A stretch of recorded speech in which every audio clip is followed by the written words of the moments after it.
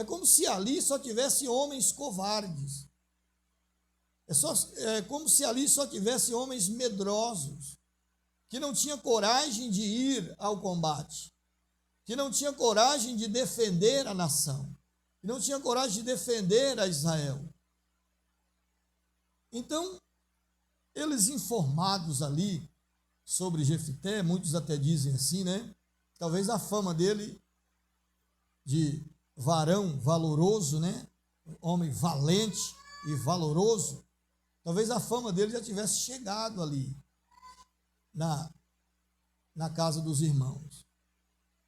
Poxa, aqui no nosso meio só tem covardes que não têm coragem. Então vamos atrás então de Jefité, porque a fama dele corre por aí, que ele é valente e ele é valoroso. Embora ele seja filho de uma prostituta e rejeitado pelos irmãos, ele era valente e ele era valoroso. Quer dizer, ele tinha sabedoria naquilo que ele fazia. Né? Louvado seja o nome do Senhor. Então, logo ele sai dali, ele já vira destaque. Ele já vai se destacar. Ele já vai assumir ali uma liderança. Quando a Bíblia fala assim, homens levianos se ajuntaram com Jefité e saíam com ele. Não significa que essas pessoas aqui eram pessoas más. Significa que essas pessoas aqui eram pessoas na mesma condição de Jefité. Ele se exilou em Tobi e ele encontrou também essas pessoas exilados ali. Isso eram pessoas rejeitadas como Jefité. Então se ajunta ali com ele, né? E começa a sair com ele, começa a ser os seus companheiros, daquele homem valente e daquele homem valoroso. Agora que coisa interessante, né, amado? Eles não encontrando ninguém, eles lembram logo de quem? Eles lembram de Jefité. Eles vão lembrar de Jefité. Então é assim, amado. Alguém, ele faz o mal para você. Mas dependendo de como você vai reagir, né, um dia eles vão lembrar de você. Um dia eles vai vir na lembrança deles que você existe. E que você, embora eles não dão valor, mas você é importante. E eles sabem que você é importante. Então, existem pessoas, amado, que embora te despreza, né, embora te humilha, mas lá no fundo, eles sabem que você é uma pessoa importante. Eles sabem que você é uma pessoa valente, que você é uma pessoa valoroso. E a qualquer momento e em qualquer hora de dificuldade, pode ser que eles vão te procurar. Glória ao nome do Senhor Jesus Cristo. Então, por que Deus ele permite isso, amado? Vem na mente, né? Por que Deus ele permite tais coisas? Porque quem levanta esse juízo é Deus.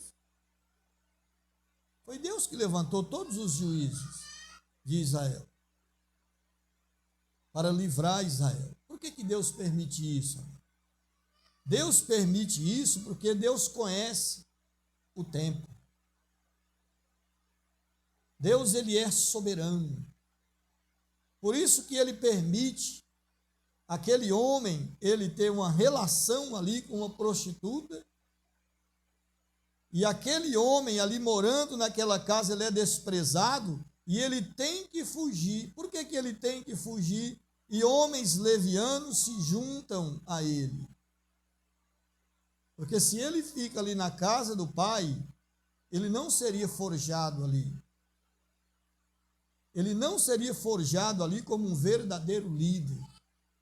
Ele não ia jamais aprender o que ele aprendeu em Tobi e andando com aqueles homens levianos.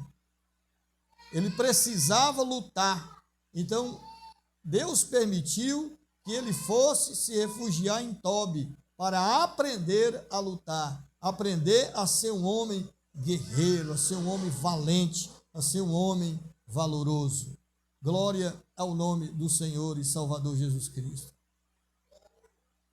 Então eles vão atrás dele, né? Ele vai atrás dele. A Bíblia fala, amado, e nós ouvimos isso aqui no sábado, né?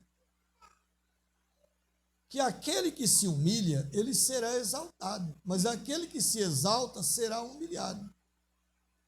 Às vezes a pessoa ele humilha alguém e ele sente que ele é o tal. Ali no momento ele sente um prazer de vitória. É como se ele tivesse saído como vitorioso, não é? Mas só que uma hora, mano, ele vai ter que se humilhar. Uma hora ele vai ter que se humilhar diante daquela pessoa, diante de Deus. A Bíblia ela é clara quando ela diz: aquele que humilha será exaltado, mas aquele que se exalta, ele será humilhado. Porque tudo aquilo que é elevado diante de Deus é abominação. Glória ao nome do Senhor Jesus Cristo. Então a gente vê, amado, né? Por isso que nós não podemos ligar para isso, se somos rejeitados ou não, se as pessoas gostam de nós ou não.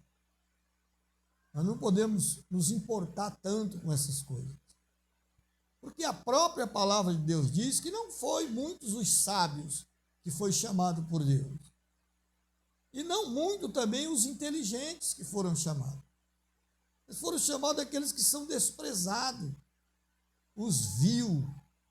As pessoas que são desprezadas pelas pessoas é que são chamados, é que recebem o chamado do Deus Todo-Poderoso. É só olhar, por exemplo, aqui, olhar para Davi, né? Deus, ele escolhe justamente as pessoas que são rejeitadas, as pessoas que são humilhadas. São essas pessoas que Deus, ele escolhe para fazer e realizar a tua vontade aqui na terra. Glória ao nome do Senhor e Salvador Jesus. Então eles vão dizer: junte-se a nós, né? Vem, sê-nos por cabeça. Como é que pode? Olha como que virou as coisas, né? Como que a vida realmente é uma roda gigante.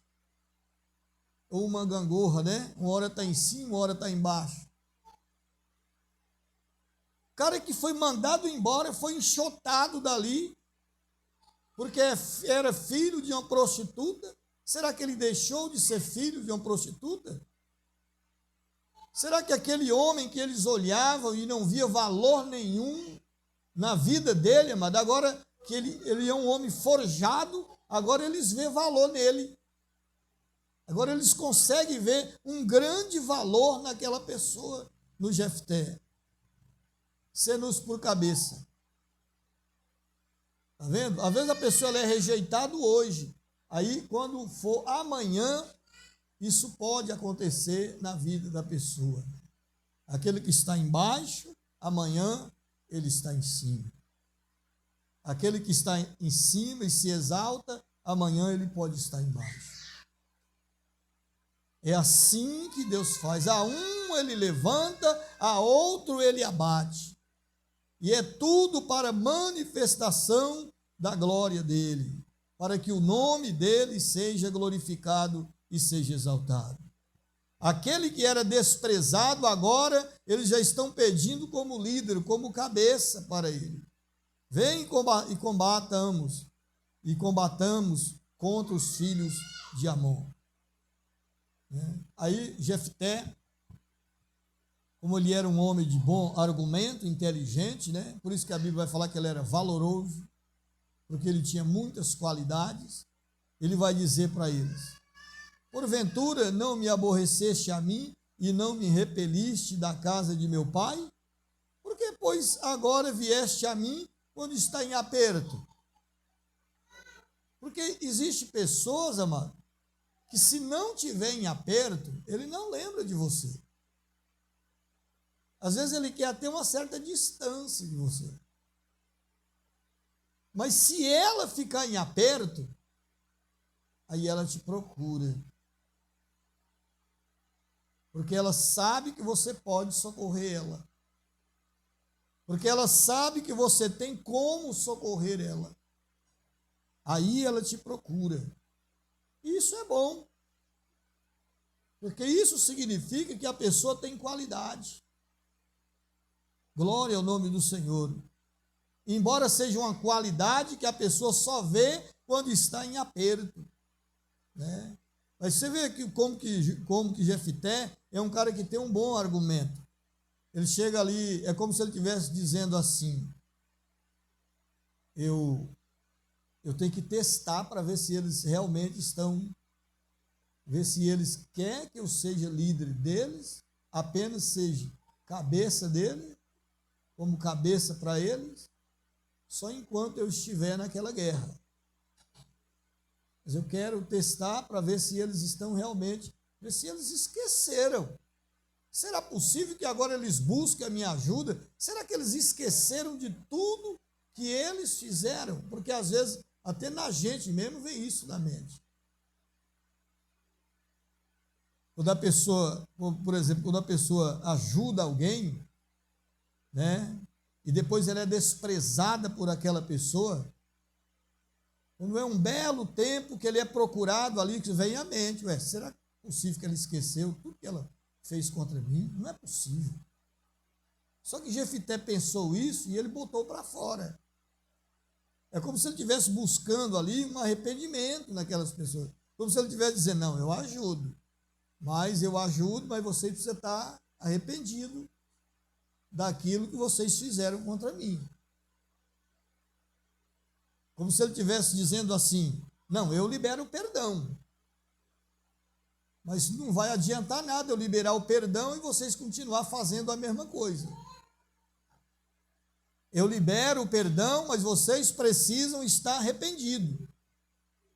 Eu luto por vocês, mas não é possível. Vocês lembram o que vocês fizeram comigo? Né? Aí ele vai dizer, né?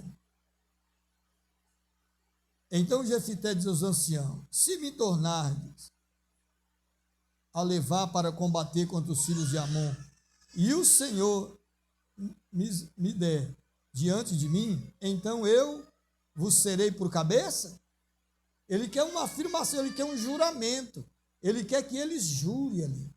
Alguém pode dizer assim: mas jurar serve de alguma coisa? É que jurar antigamente, amado, aqui, era diferente do juramento que a pessoa faz hoje. Você jura? O cara amarra os 2 dedinhos, juro? Eu quero ver minha mãe mortinha. Só que aqui, o juramento aqui era levado a sério.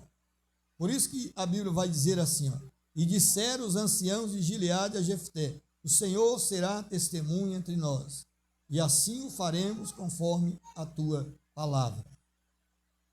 Aí, ó, o versículo 11: assim Jefté foi com os anciãos de Gileade, e o povo pôs por cabeça e príncipe sobre si. E Jefté falou todas as suas palavras perante o Senhor em Mispa. Então não foi um juramento qualquer, como alguém chega e fala assim: você jura? Eu falo assim: juro. Foi um juramento pelo Senhor. Eles sabiam a gravidade de quebrar esse juramento.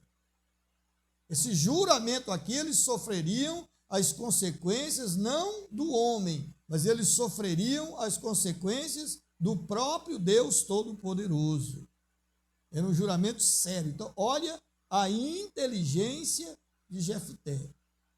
Ele não está embarcando num barco furado. Ele sabe perfeitamente o que ele está fazendo. Ele sabe perfeitamente o que ele está fazendo e com quem ele está lidando. Ele está buscando, um arrependimento sincero no coração daquelas pessoas. Como assim? Vocês estão arrependidos mesmo? Então faz isso. Se vocês fizerem isso, realmente vocês estão arrependidos. Que é assim, amado, muitas vezes nós vamos perdoando as pessoas e as pessoas continuam fazendo as mesmas coisas contra a gente, não é? Mas é preciso indagar elas, se elas estão ou não arrependidas. Se aquilo é apenas uma coisa de momento, né? Louvado seja o nome de Jesus. Então, depois daquele voto ali, Jefté, então, envia mensageiros aos filhos de Amon e vai dizer para ele: que há entre mim e você que vieste a mim para pelejar contra a minha terra? Você vê que Jefté, amado, ele era estrategista, ele era inteligente. Pode ver que ele não vai pegar as armas ali, né? E ele vai dizer: ah, Deus está me mandando, eu vou. Não é assim que ele vai fazer. Ele não vai agir no impulso. O que ele vai fazer aqui? Ele vai buscar resolver o problema no diálogo. Ele é inteligente, por isso que ele é varão, valente, e ele é valoroso. Ele é um cara que ele tem muitas virtudes.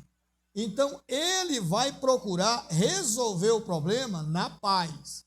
Por isso que o apóstolo Paulo vai dizer: tenha paz enquanto estiver com os homens. Claro, se isso for possível. Então, resolva tudo na paz. Primeiro se busca resolver o problema na paz. Na paz. Então, ele vai enviar e vai dizer: que há entre mim e ti, que vieste a mim a pelejar contra a minha terra? E disse o rei dos filhos de Amon aos mensageiros de Jefté: porquanto saindo de Israel do Egito, tomou a minha terra, desde Arnon até Jaboque, e ainda até o Jordão. Torna-me, pois, agora em paz. Porém, Jefté prosseguiu ainda a enviar mensageiro ao rei dos filhos de Amon. Você vê, ele recebeu uma provocação, ele vai ao diálogo, e ele recebe uma resposta com provocação, e ele vai mandar outra mensagem para ele, sempre em busca do diálogo. Ele vai dizer: porque subindo Israel do Egito, andou pelo deserto até o Mar Vermelho, chegou até Cádiz. Israel enviou mensageiro ao rei dos Edomitas, dizendo: rogo-te que me deixe passar pela tua terra. Porém o rei dos Amonitas não me deu ouvido. Ele está dizendo assim: tomaram a tua terra, mas eu não tenho culpa. Israel, ele não agiu por impulso. Ele vai contar a história, ele vai narrar a história. Então, ele é um cara inteligente, amado, e ele não está jogando no escuro. Ele conhece a história de Israel. Ele sabe o que aconteceu no deserto. Ele sabe o que aconteceu ali, né? Aí ele vai dizer: tentamos passar, mas eles não quis. Tentamos também pelos moabitas e eles não quis. E assim Israel ficou em Cádiz. Aí ele fala: depois andou pelo deserto, rodeou a terra dos edomitas e a terra dos moabitas, veio do nascente do sol a terra dos moabitas e alojou-se da além de Amon. Porém não entrou nos limites dos moabitas, porque Arnon é limite dos moabitas. Mas Israel enviou mensageiro a Seom, rei dos amorreus, rei de Esbom, e disse-lhe Israel: deixa, peço-te passar pela tua terra até ao meu lugar. Porém Seom não se fiou em Israel para este passar nos seus limites. Antes Seom ajuntou todo o seu povo e se acampou em Jaza e combateu contra Israel. E o Senhor, Deus de Israel, deu a Seom com todo o seu povo na mão de Israel e os feriu. E Israel tomou por herança toda aquela terra dos amorreus que habitavam naquela terra. Então ele vai dizer assim: nós somos de paz, nós não somos de guerra, nós não somos do mal. A gente não quer o mal de ninguém. A gente ia passar para possuir a nossa terra, a gente pediu educadamente para passar, eles não deixaram passar. Até Seom, né, ele ajuntou todo o povo e lutou contra Israel. Mas Deus, ele entregou todo aquele povo na mão de Israel e deu a terra deles como herança. Aí ele vai dizer, né? Assim o Senhor Deus de Israel desapossou os amorreus de diante do seu povo Israel. E o possuirias tu? Olha só, né? Como que ele fala. Não possuirias tu aquele que Quemos, teu Deus, desapossasse diante de ti? Assim possuiremos nós todos quanto o Senhor, nosso Deus, desapossar de diante de nós. Ó, há muita inteligência dele. Ele está dizendo para ele assim, ó, porventura, se vocês que lutam em nome do Deus de vocês, se vocês vencer uma guerra, se o Deus de vocês, no conceito deles, né, vocês vencer a guerra no nome do seu Deus, vocês não ficariam com a terra? Pois é, a mesma coisa somos nós. Nós ficamos com a terra. E ele vai dizer, e eu não vou sair dela, né? Eu não sairei dela. Agora, pois, és tu ainda melhor do que Balaque, filho de Zipó, rei dos Moabitas? Porventura contendeu ele em algum tempo contra Israel, ou pelejou alguma vez contra ele? Aí ele vai dizer, ele vai falar da história de Israel, e vai falar até quantos anos. Enquanto Israel habitou 300 anos em Hesbom e nas suas vilas, e em Aroé e nas suas vilas, e em todas as cidades que estão ao longo de Arnon. Por que o não recuperaste naquele tempo?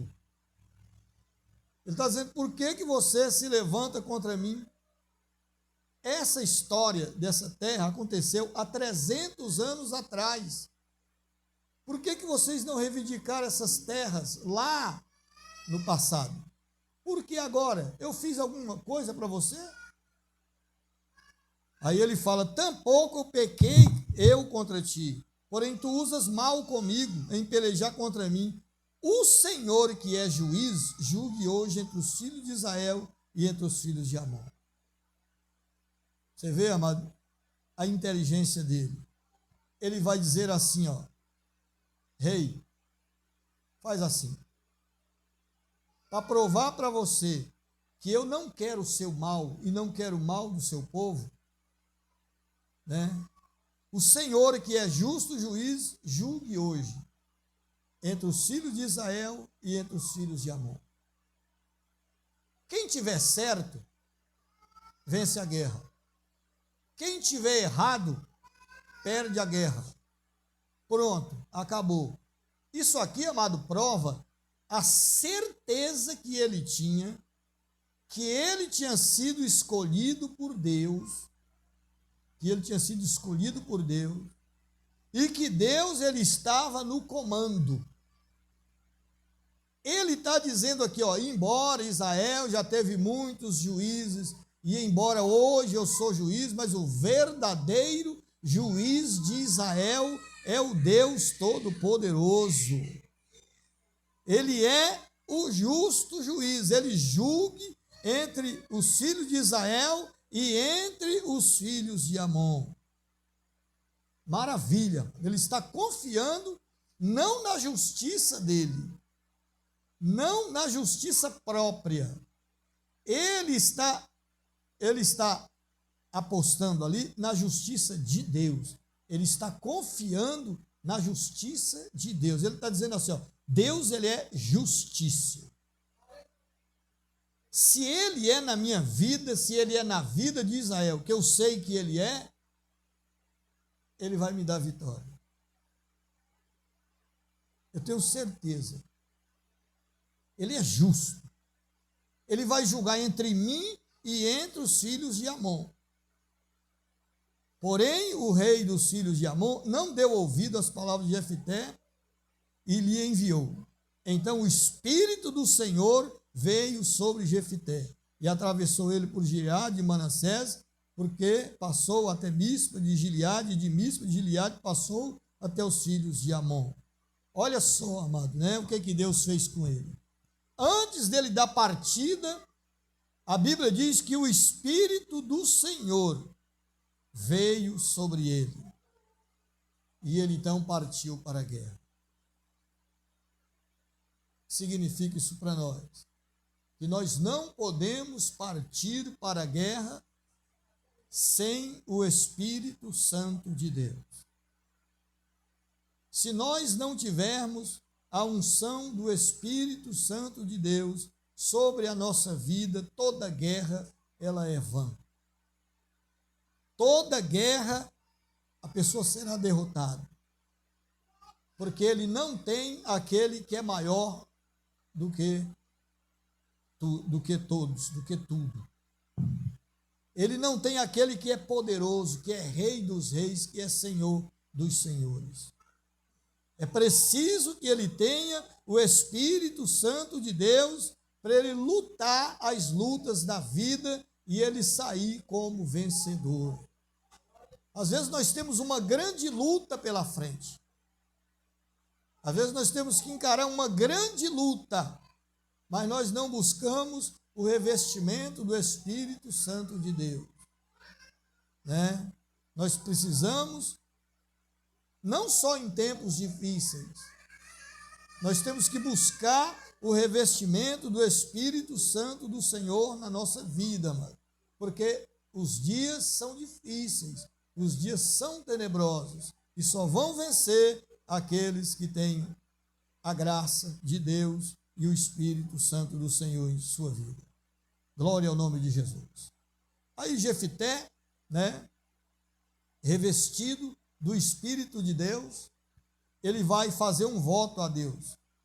Ele fez um voto ao Senhor e disse: se totalmente deres os filhos de Amon na minha mão, aquilo que saindo da porta de minha casa me sair ao encontro, voltando eu dos filhos de Amon em paz, isso será do Senhor, e o oferecerei em holocausto. Assim Jefté passou aos filhos de Amon a combater contra eles, e o Senhor os deu na sua mão, e os feriu com grande mortandade desde Aroé até chegar a Minite, 20 cidades, e até Abel, que era mim. Assim foram subjugados os filhos de Amon diante dos filhos de Israel. Agora olha o 34. Vindo, pois, Jefté a Mispa, a sua casa, eis que a sua filha lhe saiu ao encontro com adufes e com danças. E era ela só, a única, não tinha outros filhos e nem filha. E aconteceu que, quando a viu, rasgou as suas vestes e disse: ah, filha minha, muito me abateste e és dentre os que me turbam, porque eu abri a minha boca ao Senhor e não tornarei atrás. E ela lhe disse: pai meu, abriste tu a tua boca ao Senhor, faz de mim como saiu de tua boca, pois o Senhor te vingou dos teus inimigos, os filhos de Amon. Glória ao nome do Senhor Jesus. É uma coisa aqui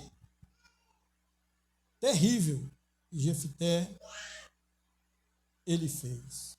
Ele fez um voto ao Senhor, que muitos chamam assim de voto precipitado, porque ele vai dizer: aquilo que sair primeiro da minha casa eu darei em sacrifício, darei em holocausto. Como que ele ia saber o que ia sair da casa dele? É claro que no voto que ele fez, ele visou um animal. Com certeza, ele visou um animal. Mesmo porque a filha dele era uma filha única. Claro que ele jamais pensou ali na filha dele. Ele tinha em mente que ia sair um animal da casa dele. E ele então: vou sacrificar. Aí, claro que ele não precisava desse voto para Deus dar vitória, porque Deus já ia dar vitória mesmo, porque ele estava fazendo tudo certinho, na obediência a Deus, citando passagens bíblicas, confiando no justo juiz. Claro que ele não precisaria de voto, mas ele fez um voto a Deus. E Deus deu vitória a ele, uma vitória esmagadora. Quando ele vem ali com o coração todo alegre, satisfeito, com a vitória na mão ali, louvando a Deus, glorificando a Deus, que ele olha quem lhe sai ao encontro: a sua filha, a sua única filha. E ela, ao ver o pai, amado, ela sai ali com adufes e com danças. glorificando a Deus pela vitória do pai. Aí a Bíblia diz, mas quando ele a viu, rasgou as suas vestes e disse, filha minha. Uma mistura de alegria com tristeza veio no coração dele. Muito me abateste, porque eu abri a minha boca ao Senhor e não tornarei atrás. Isso aqui também prova que ele era um homem de palavra. Não podemos esquecer que ele era valente e valoroso, ele era um homem de palavra. Mas ele olha ali e ele fica triste. Turbou o coração dele. Porque ele ia ter que executar, o voto dele justamente na filha dele. Ele ficou triste, ele ficou abatido. Por que ele fica tão triste ali? A primeira pergunta é, eu sei que os irmãos lembram que uma vez eu ensinei sobre isso aqui. Afinal de contas, ele fez sacrifício humano ali, ele sacrificou a própria filha. Claro que vai haver divergência,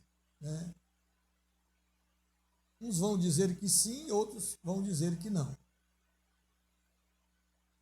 Porque a Bíblia está dizendo, e ele então cumpriu o voto dele na filha, que ele fez na filha.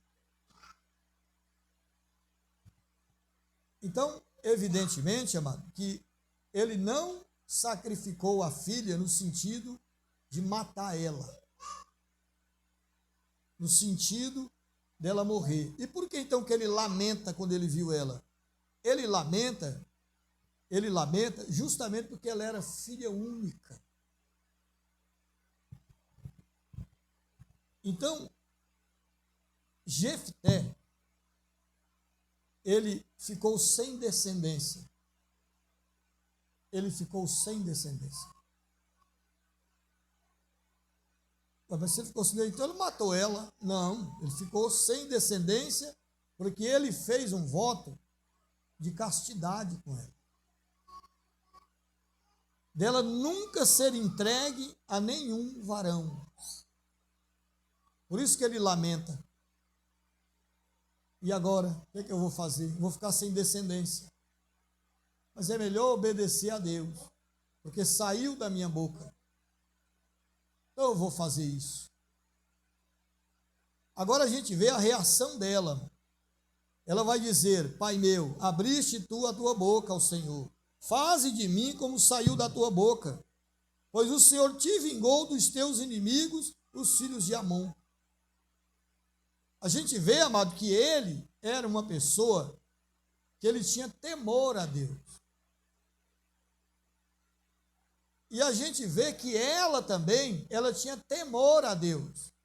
Ela não quer que o pai quebre o voto. E por que a gente sabe que ele não sacrificou ela, não matou ela? Primeiro, ele não matou ela porque um voto irrefletido, ele poderia ser trocado. Está escrito na lei.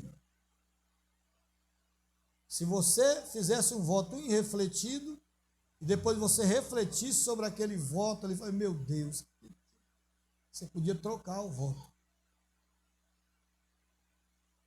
Ele não fez isso. Não fez isso. Então a gente já descobre aí. Em primeiro lugar, porque era proibido. Deus, na lei, ele proibia sacrifícios humanos. Ele conhecia a lei de Deus.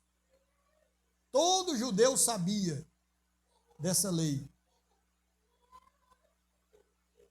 Em segundo, porque ele podia trocar o voto.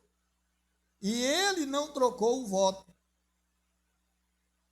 Então, ela serve aqui de um filho obediente, de uma filha obediente, amado.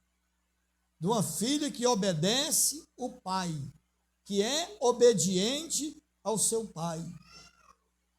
Glória ao nome do Senhor Jesus Cristo. Ela poderia dizer, não vou fazer isso, eu quero me casar, eu tenho um sonho de ter filho, isso, aquilo outro. Ela não fez isso, falou, papai, assim como o Senhor falou com o Senhor faz. Ou seja, o senhor tem que ser um homem de palavra. O senhor falou, está falado. O senhor é um homem de palavra. Então ela serve de exemplo, né, de filho obediente aos pais. Disse mais ao seu pai: faz-me isto, deixa-me por 2 meses que vá e desça pelos montes, chore a minha virgindade, eu e as minhas companheiras. Então está claro aqui, amado, que é a virgindade.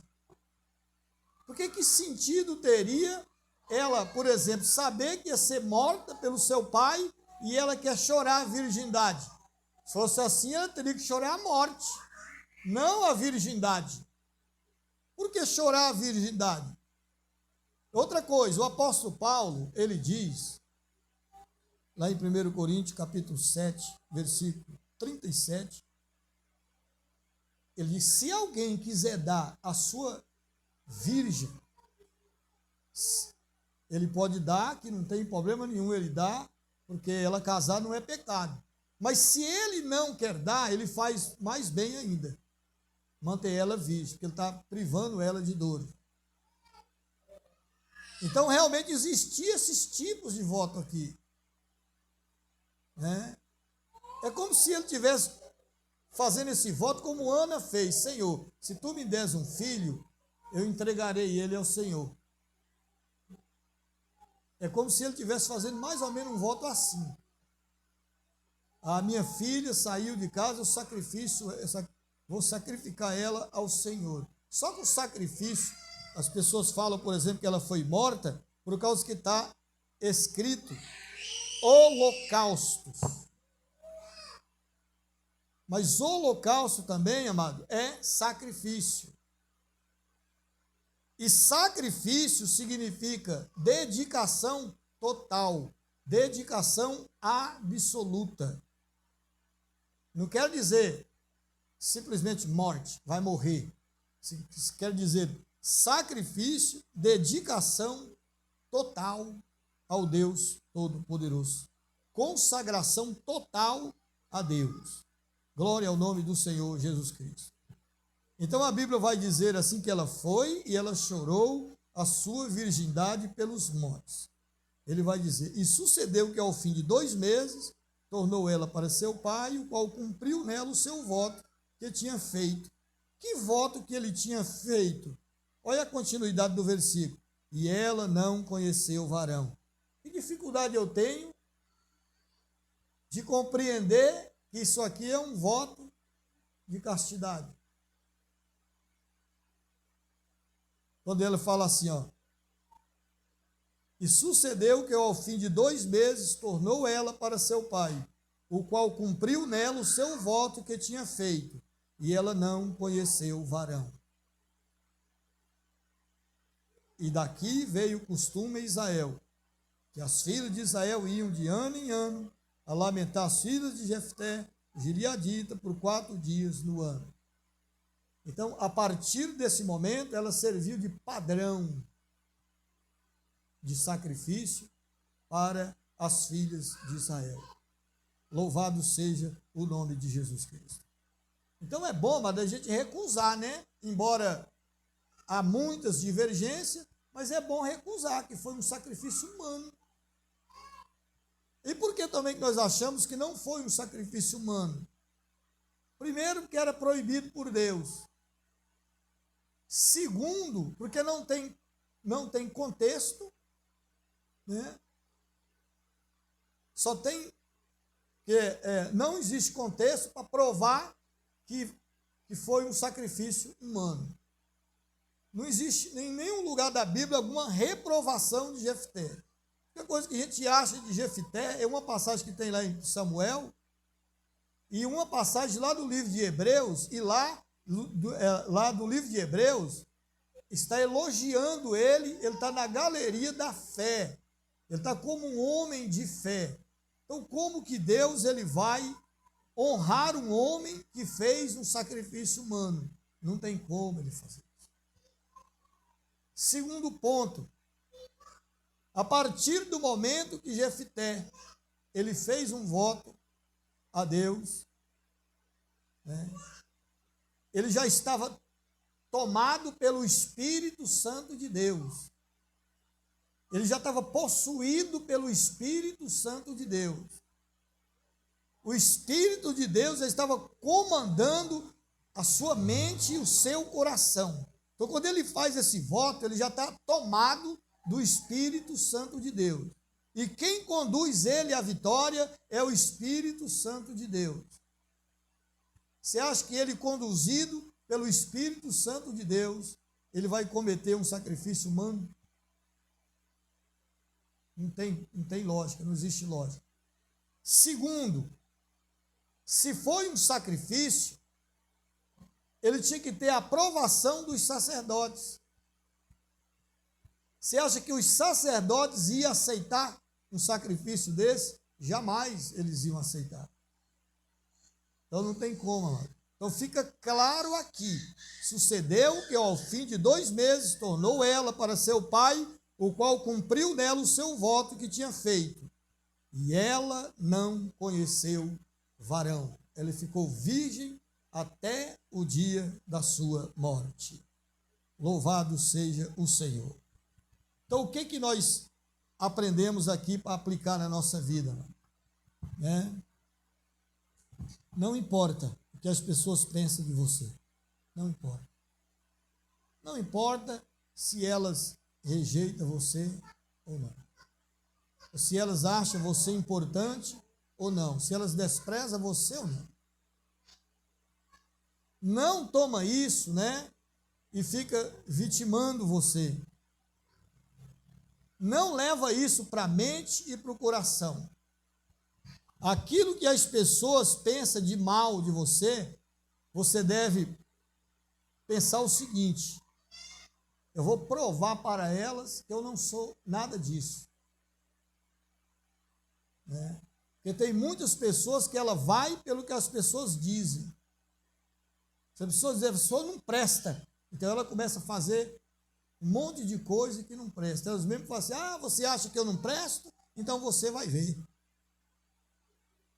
Elas são guiadas pelo que as pessoas pensam, pelo que as pessoas dizem delas. Não, nós temos que lembrar que a nossa vida, amado, ela é guiada, o que guia o homem é os seus próprios pensamentos.